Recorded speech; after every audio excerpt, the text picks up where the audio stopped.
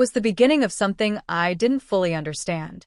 A new chapter, a new family, a new house. I still remember the way Lena stood at the front steps, backpack on one shoulder, her face too quiet. We had just moved in that morning. The sun was out, the sky clear. The neighborhood looked like something from a movie, clean sidewalks, trimmed hedges, peaceful silence. But for Lena, it didn't feel like peace. It felt like she didn't belong. She missed our old place, the apartment with chipped paint, noisy pipes, and tiny windows. She missed the kitchen that smelled like garlic and cinnamon, where we bumped elbows and shared tired smiles. Everything in that apartment was small, but it felt full. Full of memories. Full of love. This new house was the opposite. Large. Clean.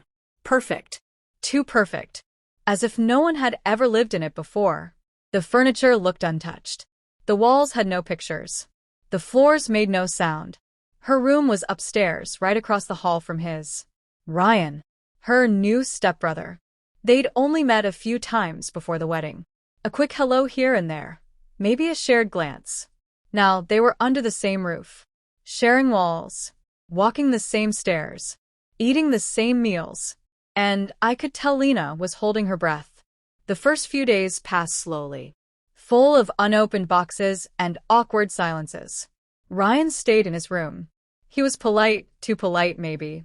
Always quiet. Always careful. When they crossed paths, he'd just nod. Not cold, but distant. Lena didn't talk much either. She never said she was unhappy. But I could see it in the way she moved, too softly, like she didn't want to disturb anything. Then came the rain. A storm rolled in one night, heavy and loud. Thunder cracked like the sky was splitting open. Rain pounded the roof, making the whole house echo. Lena was curled up in bed, headphones in, a blanket around her shoulders. That's when she heard it. A knock. Gentle. She pulled out one earbud. Yeah. Ryan peeked in. You okay? She blinked. Yeah. Just the storm. He stepped inside, slowly, like he wasn't sure if he should. It gets loud in this house. High ceilings make everything worse. She nodded. You've lived here longer. I guess I'll get used to it. He leaned on the doorframe, arms crossed. Maybe. It took me a while. That was the longest thing he'd ever said to her. They talked a little after that. About the weather. School. How the power flickered during storms. She noticed his hands, paint smudges on his fingers. He told her he sketched when he couldn't sleep. Sometimes he painted, just to keep his mind quiet. She told him she used to write stories. But lately, her mind had been too full to write anything. There was something calm about his voice. It was low and steady. Like he'd already figured things out she was just starting to feel. Before he left, he said, if the storm gets worse, text me. I'm just across the hall. She nodded again. Didn't say anything else. But when the door closed, she stared at it for a long time. Something in the air had changed. It didn't fix everything, but it softened the edges. After that night, the silence between them felt different. Not so sharp. Not so cold. Ryan began to show up in small ways. A quiet knock before dinner. A faint smile over breakfast. A shared joke when the power flickered again. Nothing dramatic. Nothing loud. But it felt like something was waking up between them. One afternoon, Lena was reading on the couch when Ryan came in. He dropped a small box beside her. Inside was a keychain. A tiny notebook charm. I saw it at the bookstore, he said. Made me think of your writing. She didn't say much. Just smiled. That was their language. Quiet, simple gestures. Unspoken things that meant more than words. Lena began noticing the little things. The way he hummed while making coffee. The way he always left the last piece of cake for someone else. He had a calm energy, like he wasn't in a rush to be anywhere. He was just present. One evening, Lena came home looking tired. Her eyes were red. Her shoulders low. She barely made it to her room before the tears started. She didn't hear the knock. But when she looked up, Ryan was there. He didn't ask what was wrong. Just walked in, sat beside her, and handed her his hoodie. It smelled like him. Warm, clean, safe. They sat in silence. And somehow, that silence said more than anything else. That became their pattern. Simple presence. No pressure. No questions. And slowly, the house didn't feel so empty. Lena started going into his room more often, just to watch him paint. He didn't speak much while he worked, but he never asked her to leave. One day, she asked if she could try. He handed her a brush without a word. She was terrible, she said. They laughed. And that laugh, that small, breathy sound, was the start of something real. Another rainy day, Lena had a migraine. Thunder made it worse. Ryan came in without knocking. He carried an old record player he'd fixed.